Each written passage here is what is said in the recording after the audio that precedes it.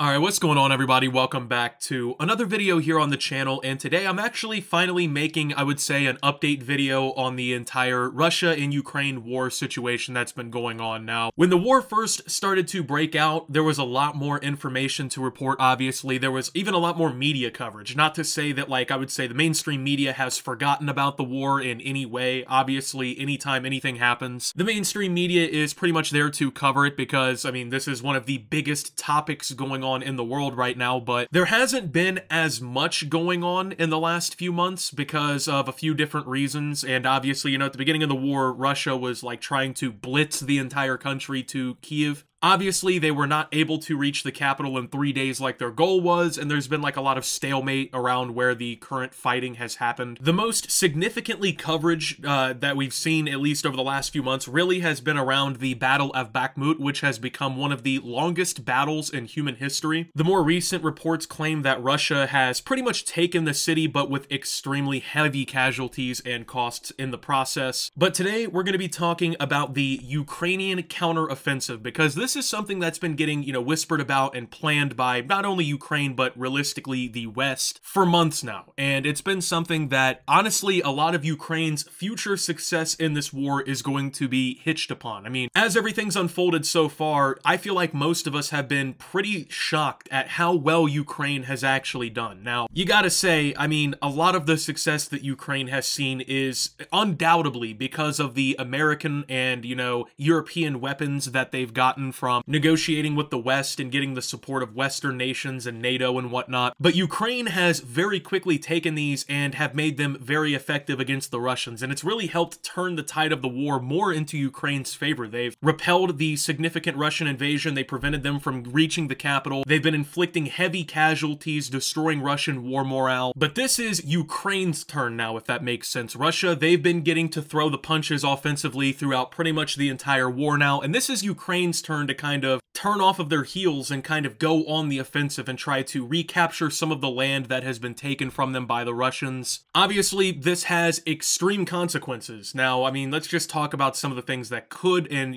would happen realistically if either way really kind of goes. So, if Ukraine is able to continue this counteroffensive, it is successful, they're reclaiming their captured territory, they're inflicting heavy losses upon the Russians, both on the morale and the tally sides of things. Now we're going to see Russia kind of on their heels, right? They're going to be the ones with their back against the wall, and that's going to be kind of an interesting dynamic to see in this entire fight, because people have been kind of saying, oh, Russia's been against their back for a while now. I really don't think that's the case. It is true that Russia has been suffering very extreme casualties throughout the war. Even in Bakhmut, they had more casualties than people lived in the city before the war, and ultimately the city is pretty much completely bulldozed. But even then, right, that was Russia's objective. They wanted to take Bakhmut. That's what's claimed. They have taken at least a pretty good portion of the city. Ukraine has been claiming that, they still have fighters and whatnot there. Russia has been claiming that they've basically taken it over. But this is huge for Ukraine. If they don't actually, I would say, make this whole counteroffensive successful, then it's going to stall a lot of their war efforts. But apparently, from what we've been hearing now, this counteroffensive is officially rolling and there's no stopping it. So a significant escalation in fighting along the front lines in the Donetsk region of Ukraine has been reported overnight, but there was no confirmation from Kiev officials that it marked the start of their long-planned counteroffensive. Russia claimed to have repelled a, quote, major offensive in the Donetsk region and has claimed to have killed hundreds of Ukrainian troops, but the claims could not be independently verified. A Moscow-backed militia leader, the head of the Wagner mercenary group, and Russian military bloggers said Ukrainian forces had achieved breakthroughs at some points. The only comments from a senior Ukrainian official on Monday was a cryptic one from the head of the presidential office, Andriy Yermak, who tweeted, quote, true wisdom is to be able to convince the enemies they have already lost. Quote, victory or defeat, it is born in heads first, he added, suggesting that winning or losing started as a state of mind. Asked about the reports of major offensive operations, a spokesperson for the Ukrainian Armed Forces General Staff told Reuters news agency, quote, we do not have such information and we do not comment on any kind of fake. Over the weekend, Ukrainian leaders emphasized the need for secrecy about operations in recent days as anticipation grew for a major counteroffensive. Ukrainian military officers have predicted that any such counteroffensive would be preceded and accompanied by feints and diversionary attacks to, quote, shape the battlefield and cause as much confusion as possible in Russian ranks. The defense ministry in Moscow said Ukraine had attacked with 6 mechanized and 2 tank battalions from 2 brigades and 5 sectors in the front of Donetsk. Now keep in mind, this has not been independently verified, meaning that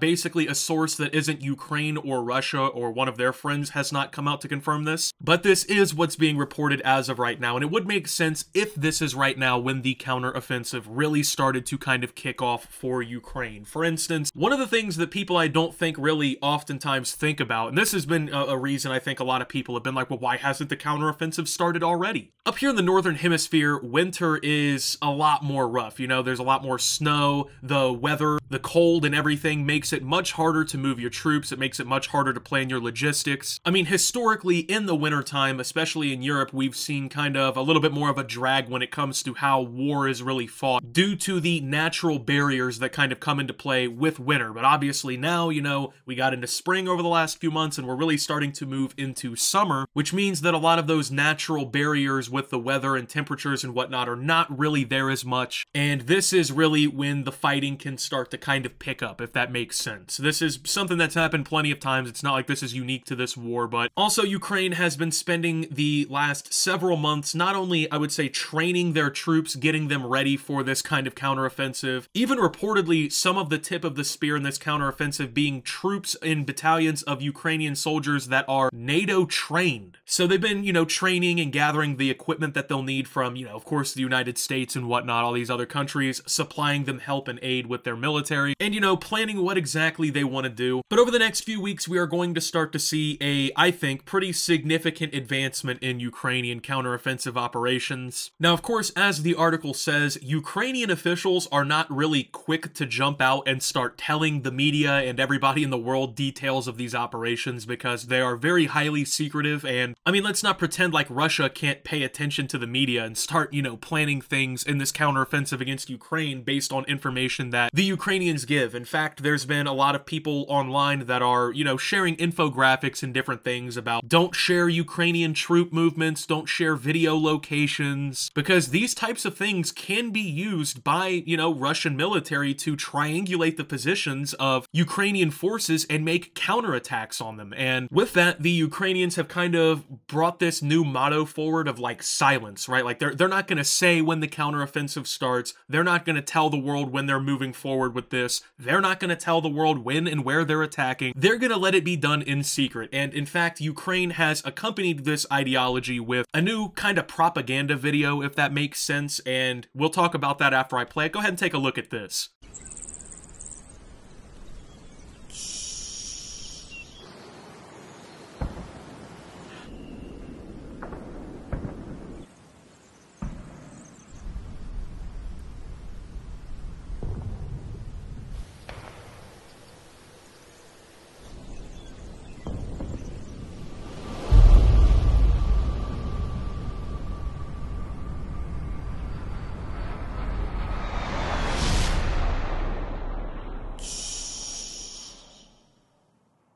Now, I gotta say, and this is something that I saw people like when I tweeted about this on Twitter were saying, this looks like some sort of fucking like video game teaser or like Call of Duty's releasing like a new operator they're trying to sell people. You know, you got all these Ukrainian troops and all their fucking military garb putting fingers over their mouth, encouraging silence or whatever. Now, ironically enough, there were reports that this video was actually being played on TVs in the Crimea region, which obviously is the peninsula area that Russia occupied from Ukraine back in 2014. But there's reports that this video was being played on television sets all throughout the Crimean Peninsula, as it appears that somebody hacked several pro-Russian TV networks and started playing and displaying this video to their audiences. Now, there isn't really any confirmation who was behind the hacks or attacks, but obviously I think we gotta make the, I would say, educated guess that this was some type of supporters of Ukraine. I don't really believe probably that the military or Ukraine themselves did this, because ultimately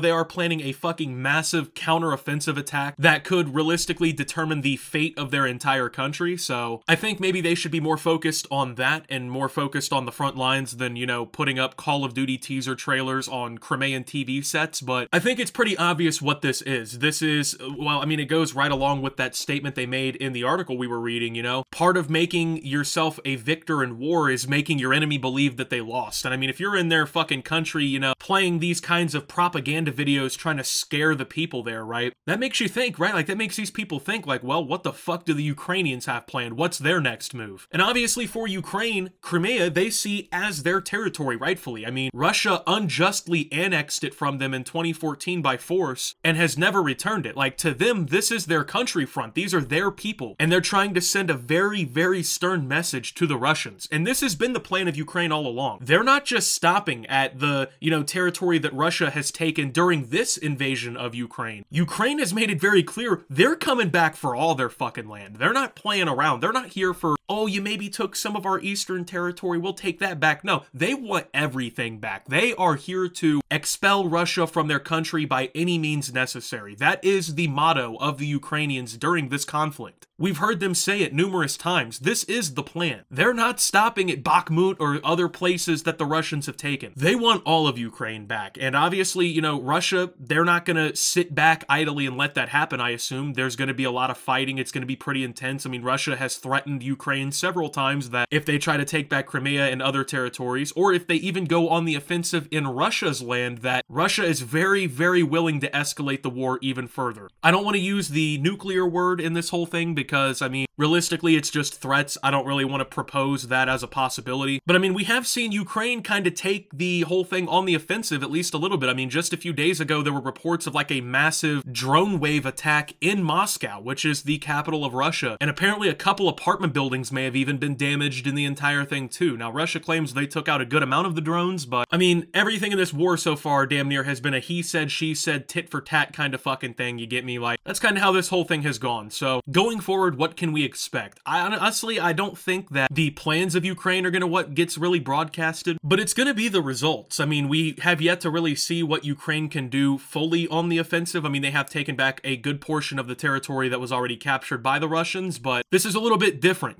This isn't really the same type of ball game here. I mean, they are fully on the offensive. This is an offensive capable military now. They're using NATO and American weapons very efficiently already. The HIMARS have been fucking taking Russians out in droves. There's been rumblings that Ukraine might even receive F-16 fighter jets from the West, which, truth be told, would be a pretty fucking crippling blow for Russia. Now, I don't want to, succumb to the propaganda because it is very clear that the West and Ukraine have been issuing propaganda just as much as Russia has, but the F-16 is one of the most capable, most lethal fighter jets of all time. It's very widely used by Western nations, and it's not even our newest technology. Like, it's like 2 or 3 fighter jets behind in generations or whatever now. I mean, this is our old shit that's going to them, and even then, it's still an extremely capable fighter that would probably drastically change the fight in the skies of Ukraine. So we're gonna have to really kind of wait and see because, this counteroffensive kicking off, it's not gonna be something that happens in just a few hours, right? Like, there are the rumblings that it's starting to begin now, some clashes along the borders and whatnot of the front lines, but we're really gonna start to see over the next few weeks and rather months too, just how effective this is. And for Ukraine, this is really do or die. I mean, for both sides, this is do or die. This could really change the entire outcome of the war. I mean, if Ukraine expels Russia from its territory successfully and, recaptures all of its borders after dealing significant blows to the Russian military, I mean, is it really feasible for Russia to continue the war at that point? And then, of course, if Ukraine fails and they lose a bunch of their men on the front lines and they can't offensively push back the Russians, that's a major boost to Russian war morale that realistically Ukraine doesn't need. They've already gotten it worn down over the last year and a half or so. So we'll have to wait and see really what comes of this, but I do plan on continuing to cover this as more news and whatnot really starts to come from this. So if you're brand new around here, make sure you hit that subscribe button to keep up with all of the updates that are going to be happening. But with that being said, thank you guys for watching. If you did enjoy, make sure to leave a like, subscribe if you're brand new around here on the channel, follow me over on Twitter and Twitch at @SubTheOptimus. Make sure to check out Shoptimus down below. Thank you to my Watch Optimus subscribers. Your support helps the channel tremendously. And until my next video, guys, this is Optimus, while talking about the Ukrainian counteroffensive and signing out.